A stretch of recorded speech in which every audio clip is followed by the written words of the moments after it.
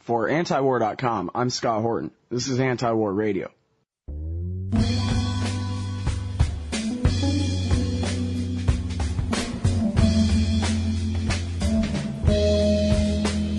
And it's my pleasure to welcome back to the show Eric Margolis. He's the author of War at the Top of the World and American Raj, and he's also the foreign correspondent for Sun National Media up there in Canada, but he is an American, so don't get it confused. Welcome back to the show, Eric. How you doing? Great to be back with you. Oh, it's good to have you here.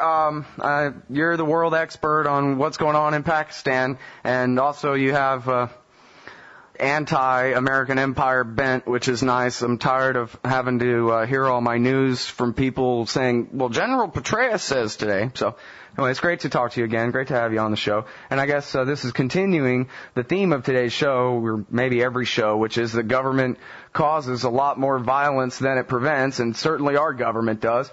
Tell us the lowdown, Eric. What's been going on in Afghanistan, in Pakistan? Tell me a bunch of stuff, and I'll find places to ask you questions about what you said. Okay, Scott. Well, the mess is getting bigger.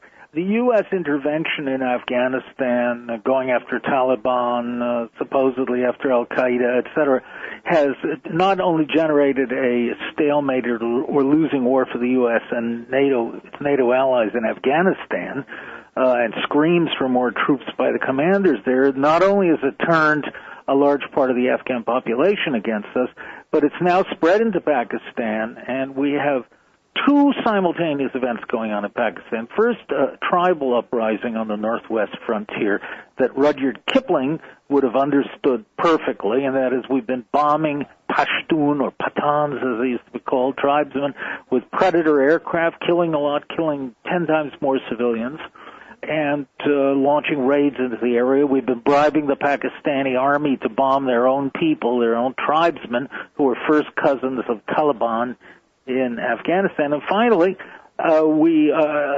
revolution is brewing in Pakistan as its poor people, it's one of the poorest countries in the world, are getting restive and talking about rebelling against the feudal structure which rules them and which we back.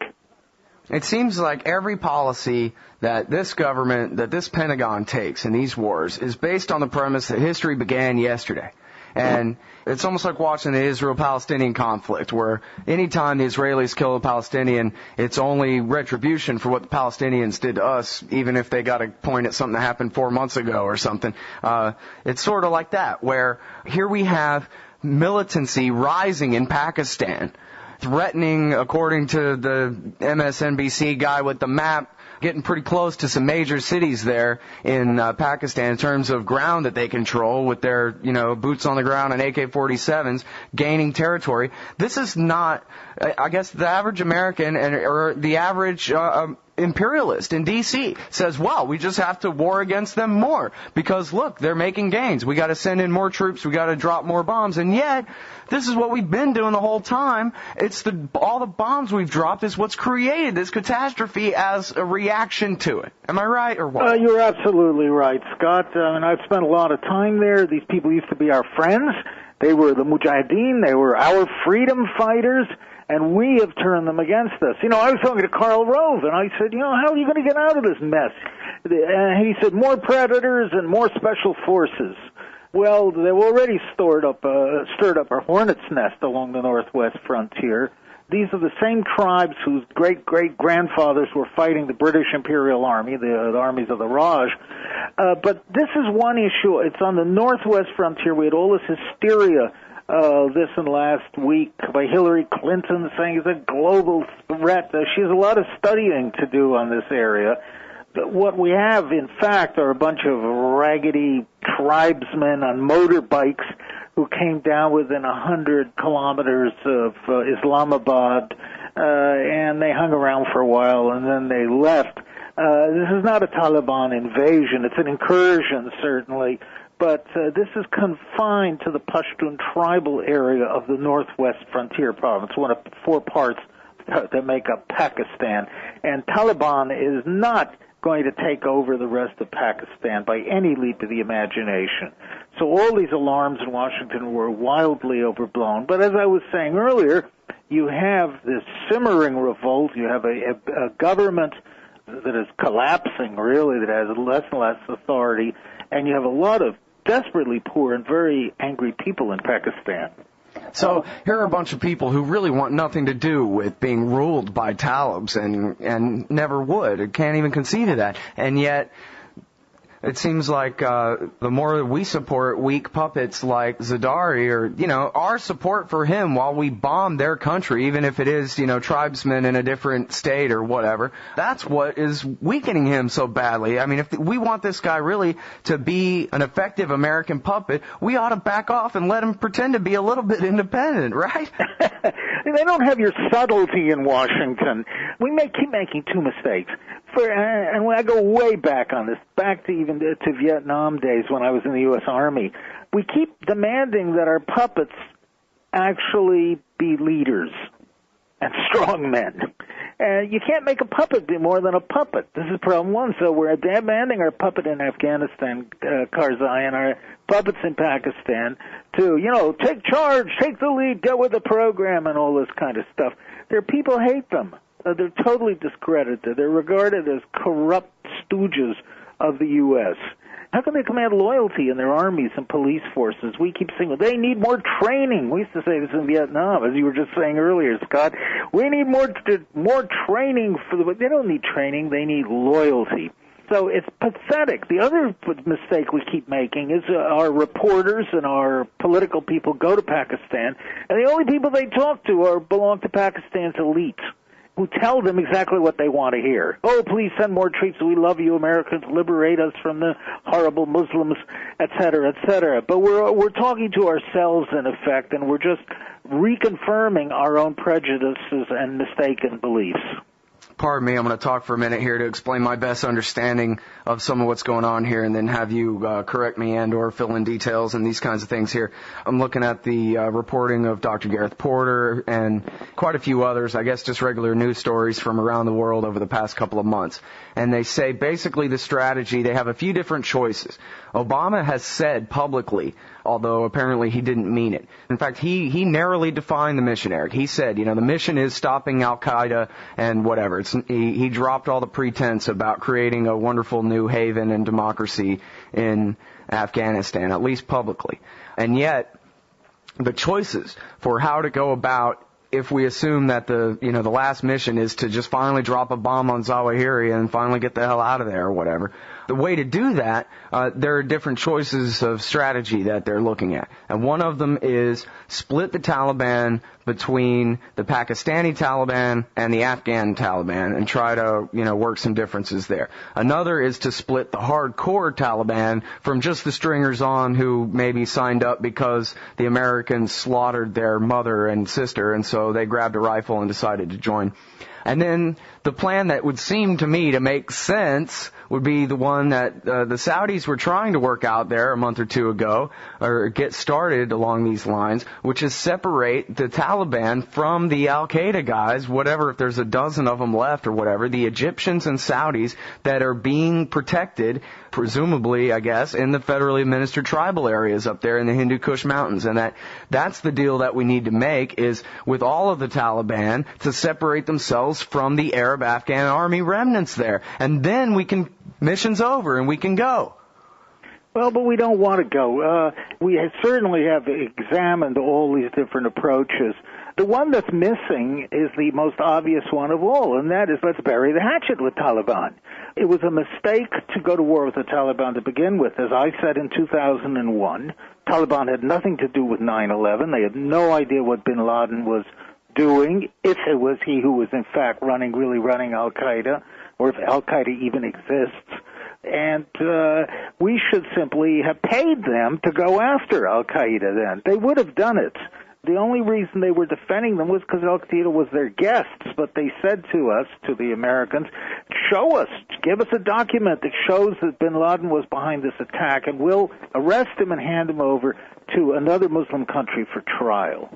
Okay, we didn't do any of this. We just swaggered and beat our chests and invaded Afghanistan. Well, we're paying the price for arrogance and stupidity and ignorance right now, because we're up to our neck in a bigger and growing mess there.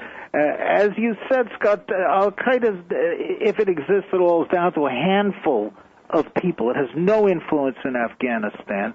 And yes, we'll try and split Al-Qaeda the way they think they split the Iraqi resistance by buying off the Sunnis and browbeating the Shias, the Mahdi army, into being quiet. That's a temporary measure. I don't think it's going to work with the Afghans. They're much more stubborn people, and you may get some defections, but by and large, the resistance the Americans is going on because they are looking at themselves as freedom fighters, and we are the new Soviets, and we have invaded their country, and more. We've got the whole Pashtun tribe, half the population of the country, against us, and they're not going to give up easily. So it's a futile policy, and expanding the war we can't win in Afghanistan into Pakistan is a mistake, but that's 5 orders of magnitude bigger. And we've talked about before, and, I guess I'd like to give you an opportunity to, and I guess you sort of mentioned it, but you could expand on the idea that they don't want to leave. If they can come up with a strategy that's a worse strategy because it'll last longer, then they'll go ahead and go for that, because that's what's really a winning strategy in the eyes of the guys that run the Pentagon, that run the whole national security state. They want to treat Eurasia like it's America's Old West, and all these people are just the Red Indians in the way of our progress here. Well, that's right. The proper word for these people is the imperialist camp in Washington. But I can't use this term because I sound like some European communist or socialist. The term has been discredited, but it is le mot juste, as the French say. These are imperial people. They want to keep American domination of the region. They want to keep America's grip on the Caspian oil basin that's just to the north of Afghanistan, through which this long-planned pipeline, which is going ahead, by the way, is going to pass right through Pashtun Taliban territory, down through Pakistan, down to the Arabian Sea. This will be the world's newest and last undiscovered major energy resource, or unexploited, will flow be under American control. And they can't get away from this pipeline. It's the mirage, it's the lure of these pipelines. And of course it also means keeping bases in Russia's soft underbelly and surrounding Iran with bases, and also having bases there in case something happens with the Chinese. So all of the Pentagon people love this idea. The people in the Treasury, however, are not so happy about it.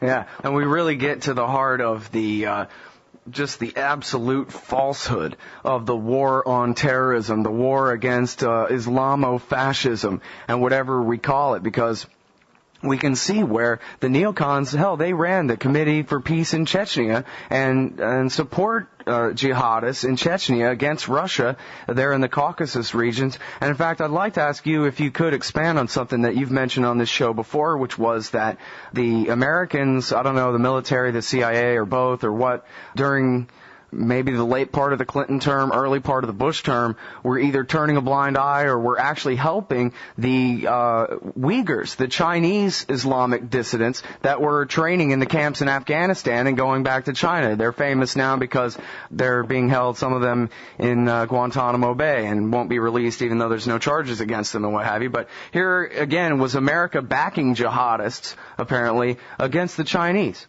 Well, yes, that illustrates Henry Kissinger's bon mot that the only thing more dangerous than being an enemy of America is being an ally, because these people were paid by the CIA, they were armed by the U.S., these Chinese Muslims from Xinjiang, its most western province, or Xinjiang, and the CIA was going to use them in the event of a war with China, or just to raise hell there. And they were trained and supported out of Afghanistan, some of them with Osama bin Laden's collaboration. And the Americans were up to their ears with this. But talking about supporting jihadist movements, my God, look at the whole Afghan conflict in the 1980s when they were our freedom fighters. Well, the people we're fighting today are their sons. And they've simply, as I said, we've simply switched roles with the Soviets. And we're being called the modern Soviet Union increasingly as a great lumbering imperial power that just casts aside its allies for its imperial interests. Well, we even have our whole domino theory, and where, everyone we overthrow will inspire all the countries next door to try to create a democracy too, and all these things. And we have, as we've talked about before, the parallels between the Afghan war, and the Vietnam War, especially in the sense of Pakistan next door and the kind of covert war inside the neighboring country, and comparing that to Laos and Cambodia and all that. In fact, this is something that goes back, as I know you're well aware, to the beginning of the Afghan war, and I don't know whether this is exactly true, but Zbigniew Brzezinski claims credit, and I guess I'm trying to remember now whether you've said you agreed with this before on the show, that the deliberate policy was to bait the Russians into invading Afghanistan in 1979 to give them their own Vietnam. And that meant that Vietnam was so destructive to us that if we could trick the Russians into having one of those of their own, then it would destroy them or help to destroy them. Well, I interviewed Brzezinski on this point, Scott, and he made that claim to me, too. I don't buy it, frankly. What he organized was a very small group of people who went in, and from my understanding from covering Russia, as I did in the late 80s, that's not why the Politburo made the decision. They weren't baited into a bear trap, as some people said. But they did it for other reasons, which are too complicated to go into right now.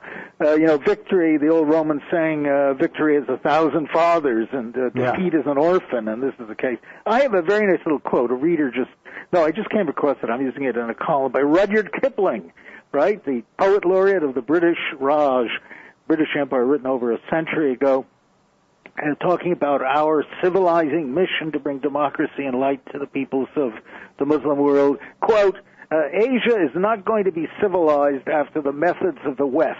There is too much Asia, and she is too old, unquote. So, which basically means give it up or kill them all. Well, General MacArthur said that never fight a land war in Asia.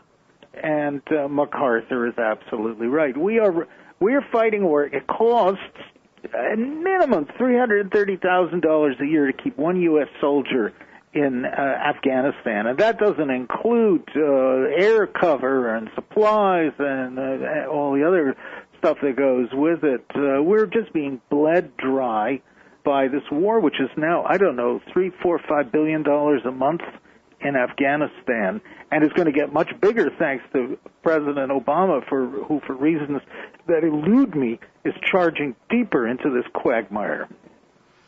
Well, and now back to the whole conflict in Pakistan. What do you think could happen if they basically just keep doing what they're doing now, which is mostly bombing from the sky, I guess, into Pakistan? There's been a raid or two, but it doesn't seem like there's been much of that. But it looks like maybe there may be some more.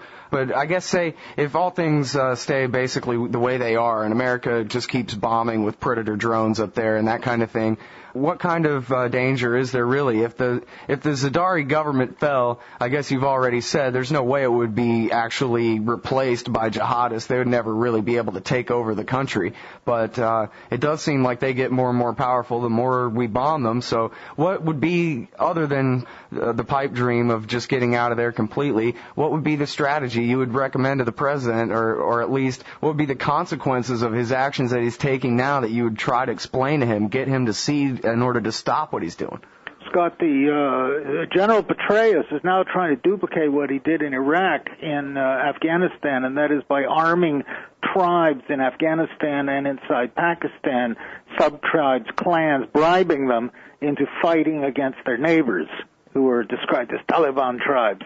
It's very dangerous tactic because it threatens to create chaos and spread it around. Chaos that could begin the disintegration of the Pakistani state, which is very, very frail, which could invite Indian intervention, as India intervened in East Pakistan in 1970 and 71.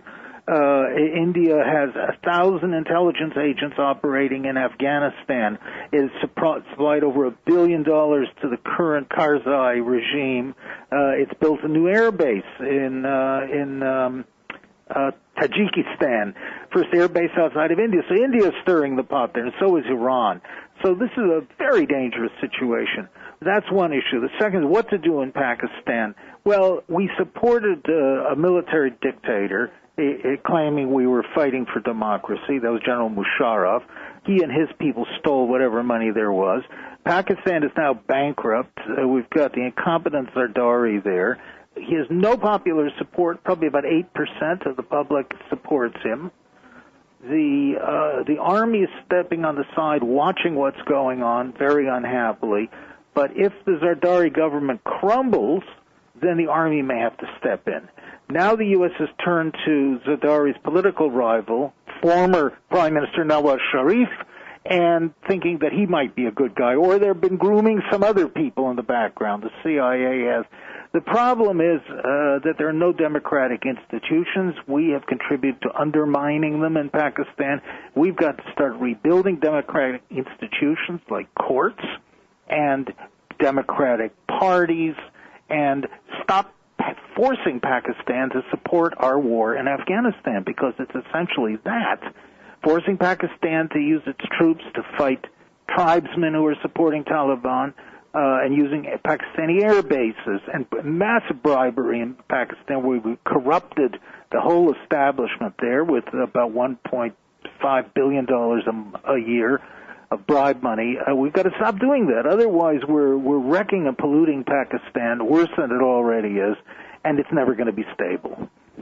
Well, and the thing is, too, you've explained on the show before that the ISI basically has to continue to back the Taliban, if only to keep Afghanistan from ever being stable under the Karzai puppet regime. Not that that would really be possible anyway, but that they basically strategically in their military plans need to be able to retreat into Afghanistan in the event of war with India. And that is their primary concern, and there's nothing that we can do to make that their secondary concern. That is their primary concern. And so really, America's between a rock and a hard place as long as the policy is to limit with violent means any influence that the Taliban has. We have a policy that butts up heads against the Pakistani policy, and there's, no way around it other than us saying, fine, the Taliban are legit, just kick the Arabs out or something like that. Well, we are forcing Pakistan to go against its own national interest and to do things that violate its own interests, and we've done it through bribery, as I said. And the Islamists are accusing us, and I think it's very true, that the West brings corruption to the Muslim world, because it does. It bribes all these Muslim leaders, Pakistan being a leading example. The problem in Pakistan is that you won't get any authentic leadership with a popular following if we keep doing this. And we're really doing in Pakistan just what we've done across the entire Middle East as well, as I relate in my new book. This is a ruling pattern. It's a short-sighted ruling pattern, and it's designed to generate enemies for the U.S. rather than long-term supporters. Well, and again, maybe that's the policy. The more enemies, the better, really. Well, Osama bin Laden's going to die of old age someday, and they'll need a new Goldstein at that point to point at to justify even more intervention and the creation of even more enemies, right? Well, I hope it's not true of the sort of Orwellian prospect of permanent war, but it's sure looking that way. In fact, even President Obama, who was supposed to be the savior of the United States and bring peace and the anti-war president, is now talking about a long war. And look at Secretary Gates' new budget. The U.S. military is being reconfigured to fight colonial wars. We call them expeditionary warfare in the Muslim world. And at the same time, Obama went to Turkey and said we hold out the hand of friendship to the Muslim world, which was the right thing to do, except that over in the Pentagon, they're planning for wars in exactly the same area. Talk about contradictory policy. All right, everybody, that's Eric Margolis. He's the foreign correspondent for Sun National Media in Canada, and he's the author of the books War at the Top of the World and American Raj. Thanks very much for your time on the show today. My pleasure to be back with you, Scott.